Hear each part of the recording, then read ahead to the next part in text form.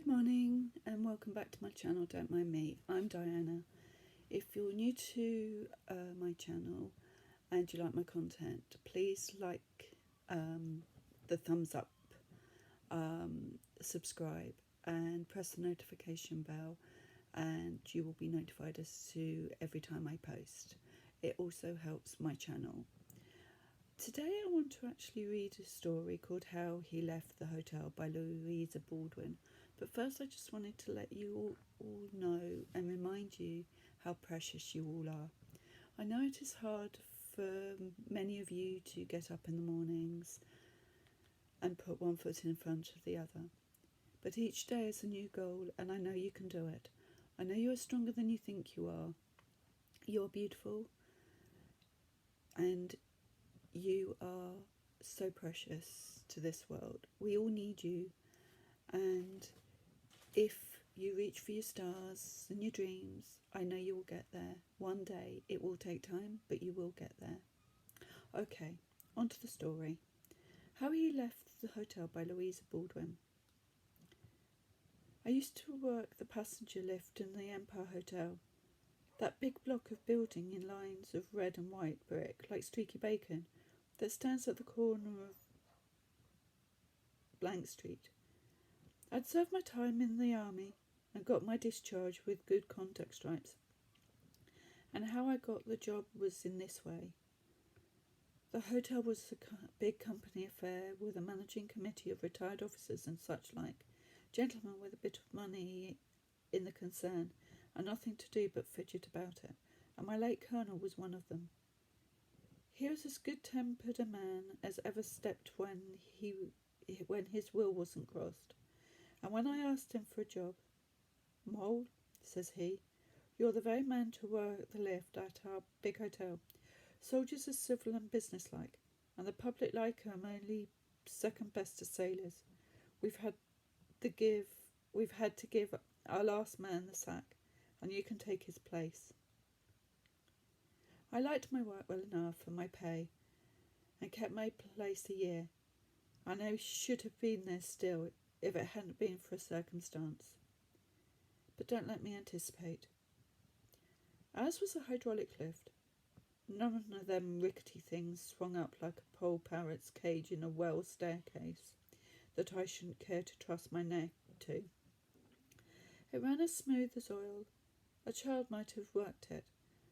As safe as standing on the ground instead of being stuck full of advertisements like an omnibus. We'd mirrors in it, and the ladies would look at themselves and pat their hair and set their mouths when I was taking them downstairs, dressed off for the evening.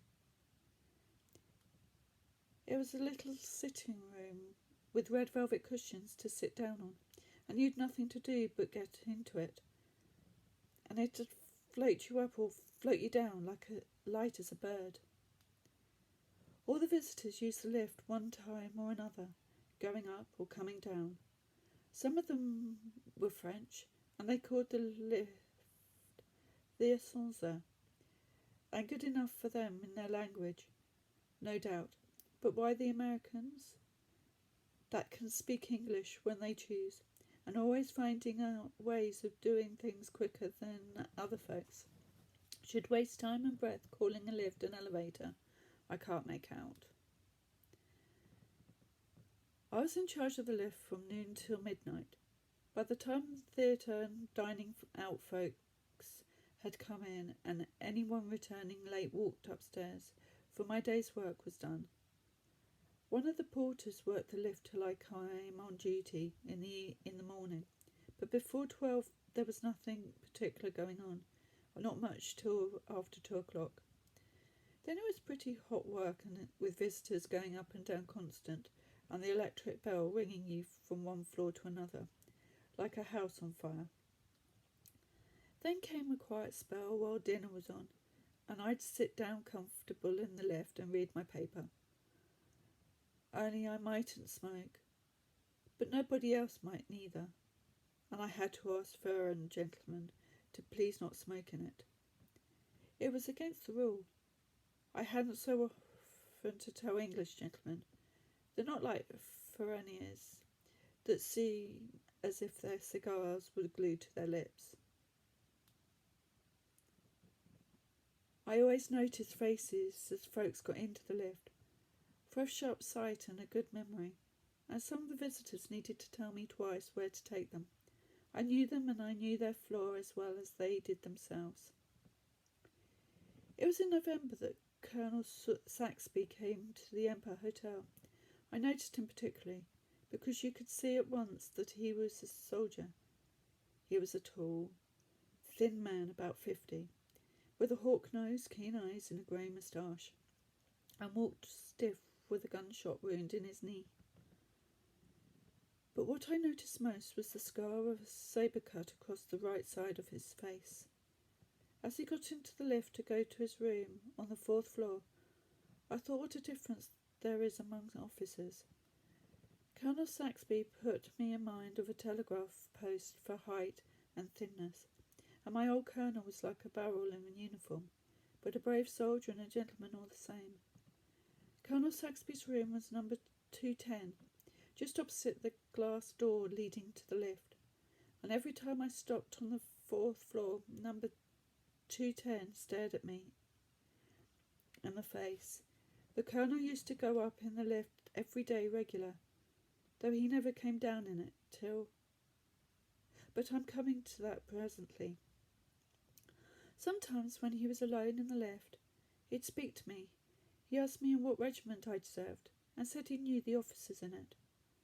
But I can't say he was comfortable to talk to. There was something stand-off about him, and he always seemed deep in his own thoughts. He never sat down in the lift, whether it was empty or full. He stood bolt upright under the lamp, where the light fell on his pale and scarred cheek and face. One day in February I didn't take the colonel up in the lift, and he was regular as clockwork. I noticed it. But I suppose he'd gone away for a few days, and I thought no more about it. Whenever I stopped on the 4th floor, the door of 210 was shut, and as he often left it open, I made sure the colonel was away. At the end of a week I heard his chambermaid say that Colonel Saxby was ill, so, thinks I, that's why he hasn't been in the lift today, or lately. It was a Tuesday night, and I'd had an uncommonly busy time of it. It was one stream of traffic up and down, and so it went on the whole evening. It was on the stroke of midnight, and I was about to put out the light in the lift, lock the door, and leave the key in the office for the man in the morning, when the electric bell rang out sharp. I looked at the dial and saw I was wanted on the 4th floor. It struck 12 as I stepped into the lift. As I passed the 2nd, 3rd floors, I wondered who it was that had rung so late, and thought it must be a stranger that didn't know the rule of the house. But when I stopped at the 4th floor and flung open the door of the lift, Colonel Saxby was standing there, wrapped in a military cloak. The door of his room was shut behind him, for I read the number on it.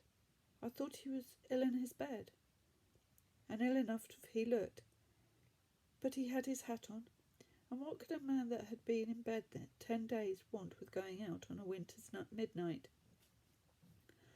I don't think he saw me, but when I'd set the lift in motion, I looked at him standing under the lamp with the shadow of his hat hiding his eyes, and the light full on the lower part of his face.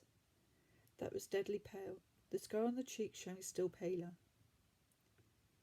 "Glad to see you're better, sir," said I, but he said nothing, and I didn't like to look at him again.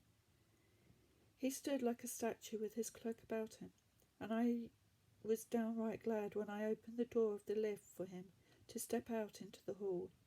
I saluted as he got out, and he went past me towards the front door. "The colonel wants to go out," I said to the porter who stood staring, and he opened the door and Colonel Saxby walked out into the snow. "That's a queer go," he said. "It is," said I. "I don't like the colonel's look. He doesn't seem himself at all. He's ill enough to be in his bed, and there he has gone out on a night like this.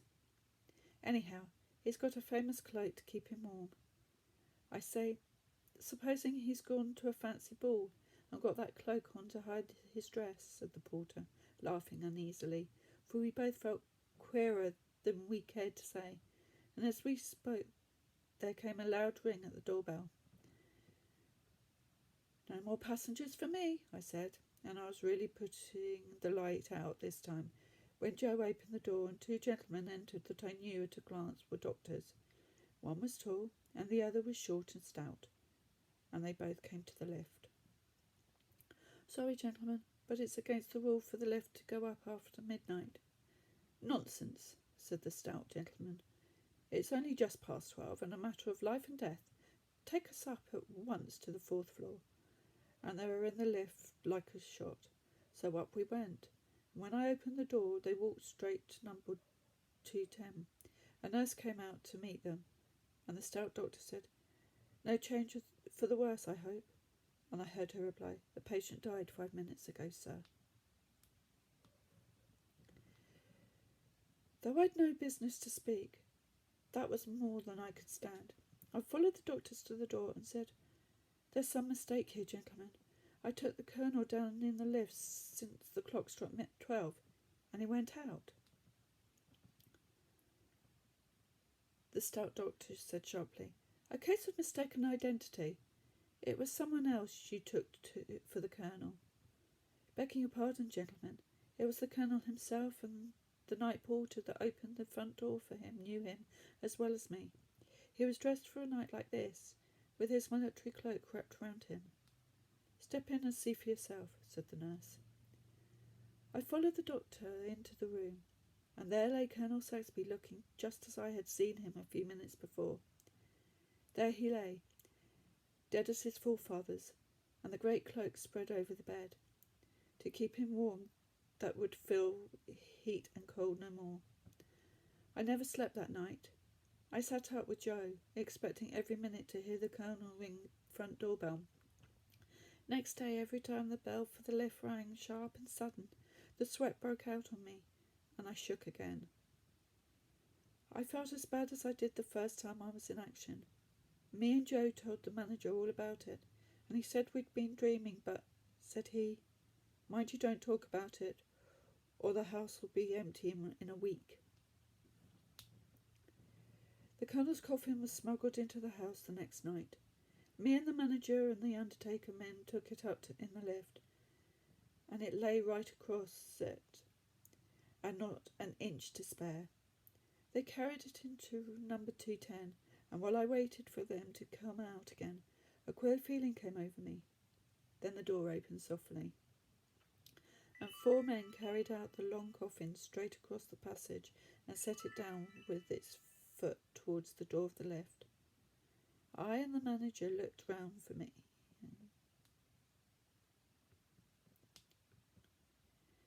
I can't do it, sir, I said. I can't take the colonel down again. I took him down at midnight yesterday, and that was enough for me. Push it in, said the manager, speaking short and sharp, and they ran the coffin into the lift without a sound. The manager got in last, and before he closed the door he said, Mole, you've worked this lift for the last time. It strikes me, and for I wouldn't have stayed on at the Empire Hotel after what had happened, not if they'd doubled my wages, and me and the night porter left together. I hope you liked that story. I will do another one next week, and if you have any questions or any content that you'd like me to post, please put in the description, in the comments below. And thanks for watching. Look after yourselves and those around you, and treat others as you want to be treated, with respect, love and kindness. That's all for now. Bye.